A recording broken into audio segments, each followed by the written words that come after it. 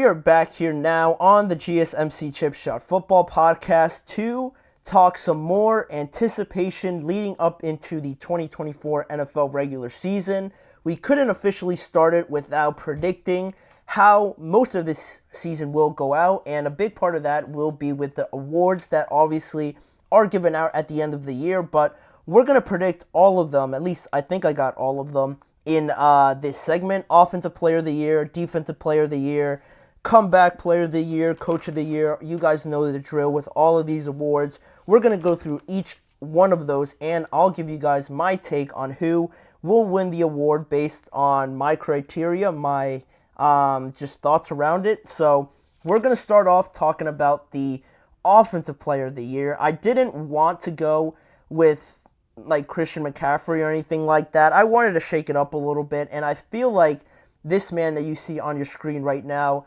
Amon-Ra St. Brown, I think he's set up for one of those years, right? I think after last year, he had the best year of his career last year, right, in the NFL. He was up there with CeeDee Lamb and Tyreek Hill in terms of numbers. The Lions are obviously set up to have a great year once again with St. Brown leading the way, along with Sam Laporta. They're also excited about Jameson Williams finally, stepping into that number 2 wide receiver role, which is all important, right? You can't just have Amon-Ra St. Brown. I haven't even mentioned Jahmyr Gibbs or David Montgomery. Even with all those guys on the roster, on the offense, Amon-Ra St. Brown still had an amazing year last year. And also, with that being the case, I feel now that he broke out last year, I'd like this pick. I want to make him this pick because I still feel like there's a drop-off potentially from the elite of the elite receivers, right? I feel like still people don't mention him in the same breath as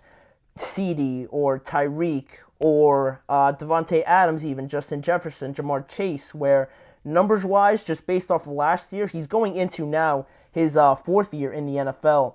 I think he's ready to make... He made the jump last year, putting up, I think, over 1,500 yards, being on the second team All-Pro or something like that. It might not have been the AP one. It was one of them. But I feel like now, after the year he had last year, I think he's only going to continue that. The Lions are set up very well on every facet of their team. Look out for Amon-Ra St. Brown. I don't really like the situation with the Dallas Cowboys where CeeDee could have got a potential vote here, or Tyreek is another good shout to compete for this award, but I wanted to go bold here. I wanted to throw out a name that you guys probably weren't expecting, so I like Amon-Ra St. Brown. I wanted to draft him in fantasy this year because I was so high on him, but he was stolen from me in the early rounds, but I think he has a good case for Offensive Player of the Year for sure. Then, one of the easier ones in my opinion, one of the gimmies, has to be one of the gimmies, is Defensive Player of the Year.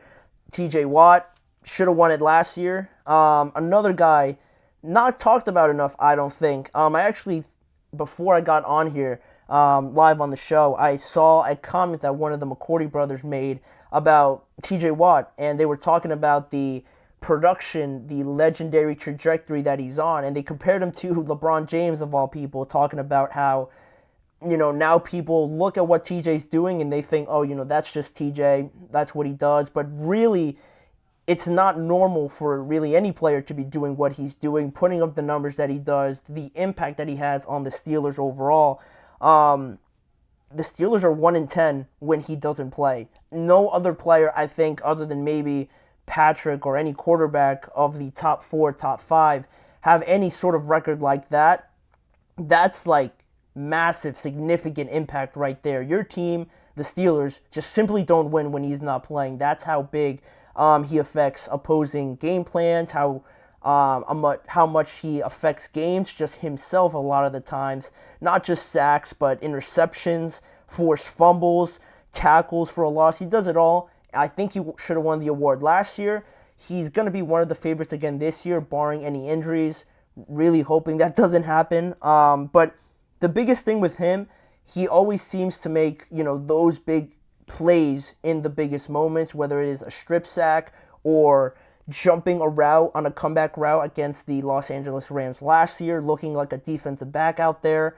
He does it all for this team. He is the Pittsburgh Steelers defense, pretty much being the captain and producing so much for them and bringing so much good to the Steelers. So I think he should be one of the heavy favorites for this award, but I wouldn't be surprised if they don't give it to him. You know, Miles is a good option as well. Micah Parsons is in there, but in terms of impact, I don't think either of them really make as much as TJ Watt. So that's my Defensive Player of the Year in 2024. Then another gimme, this one a bit more agreeable, I think, with everyone. I think it's going to be Aaron Rodgers, again, barring any injury to that leg or not looking like himself because of the uneasiness from that injury.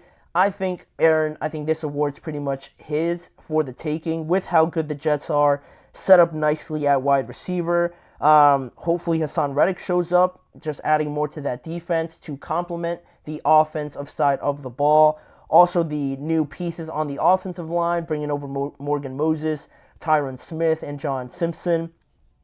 A great roster, really, overall from top to bottom.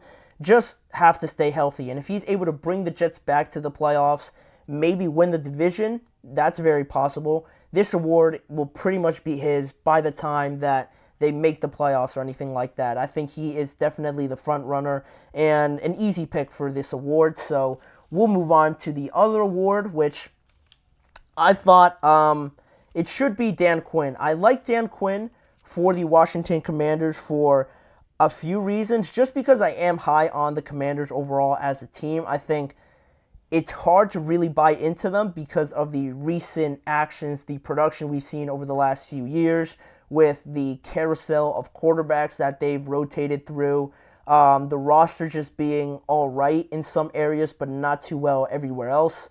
Now, Jaden Daniels is a big part of that, but also Dan Quinn, the idea that he brings in, the culture that he wants to set there with the Commanders, I think is going to be huge. He had huge success as the defensive coordinator for the Cowboys, so he's very familiar already with that division, with all those teams, and that on top of, bringing in Jaden Daniels, revamping this entire roster, I think it is set up very nicely, and I did have the Commanders finishing second in my predictions, the standing predictions for the NFC East. So if I'm going with that, the Commanders are going to be pretty decent this year, and if they do fall at second, they're going to have a chance there to make the playoffs. So if they're anywhere there in my predictions, anywhere around potentially making the playoffs, I think this award should go to Dan Quinn.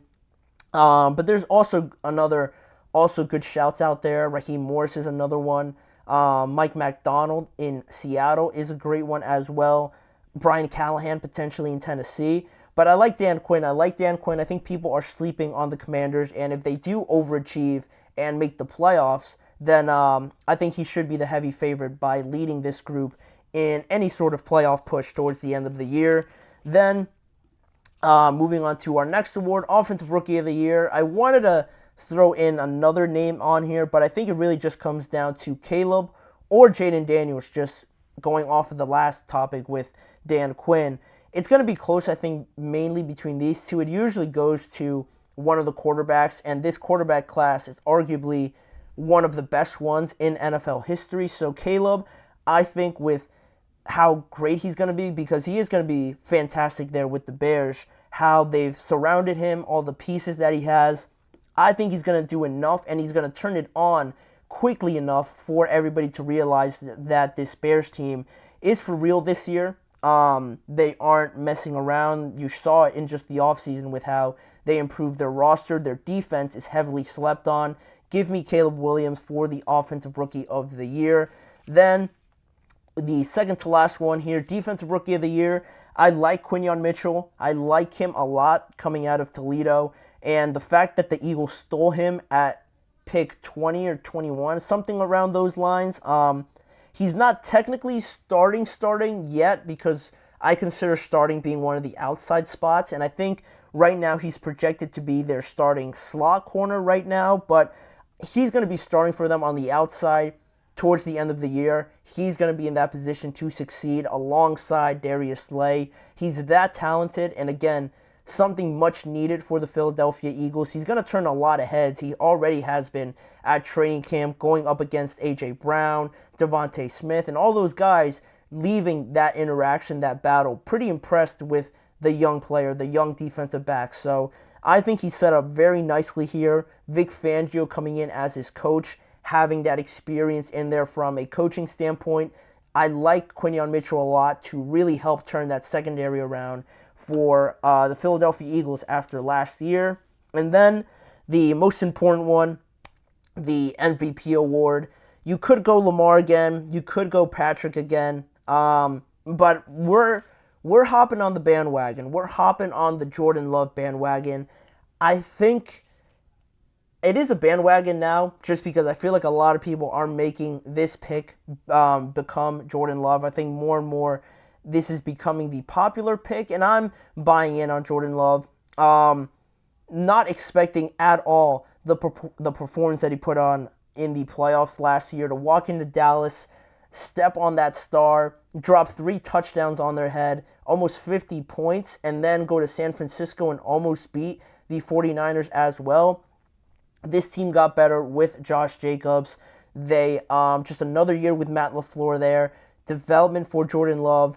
It's not really about the talents, because Jordan Love does have the arm talent and everything like that. I think it's more so about those moments that you get into in the playoffs where Jordan just doesn't seem to blink. He knows, he has such a calm demeanor, it looks like, when you look through his face mask in any play during that Cowboys game, that everything that he does is just like just business. He's just doing everything like a robot, like it's automatic with him. And that's one of the big things that I look at when you're trying to get a difference from some of these great quarterbacks, because there are so many now in the NFL. When you see that type of character, that type of demeanor, calmness through the storm, I saw that out of Jordan Love last year. I think he's only going to continue that this year. We're just going to see it now more in the regular season, and more as the year goes on. I think Jordan Love will show everyone that he is deserving of that $55 million contract that he got per year. One of the highest paid quarterbacks in the NFL. I think he's going to validate that very much so in 2024. So that wraps it up for the season awards. Just one day out from the start of the NFL regular season. Those are my picks. We're going to come back to it when the season does end, or halfway through the season. We'll have an updated one and see how many of my picks I've gone back on at that point in time. But that's what I'm going with right now. Let me know what you guys think about it. If I'm sleeping on anybody, if one of my picks is just insane, leave it in the comment section or in the live chat box as well. But we have 2 more topics to get to leading into our next break. We're going to talk about the Giants and their head coach Brian Daboll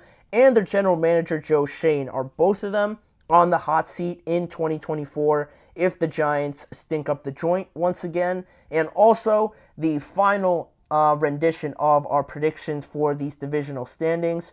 We're going to talk about the AFC South. Not the last one. We still have the AFC West. That's my mistake. But we're going to talk about the AFC South and predicting the final standings in that division. It should be a good one of the ones I'm looking forward to the most. So stay tuned. We'll be right back with both of those topics when we return.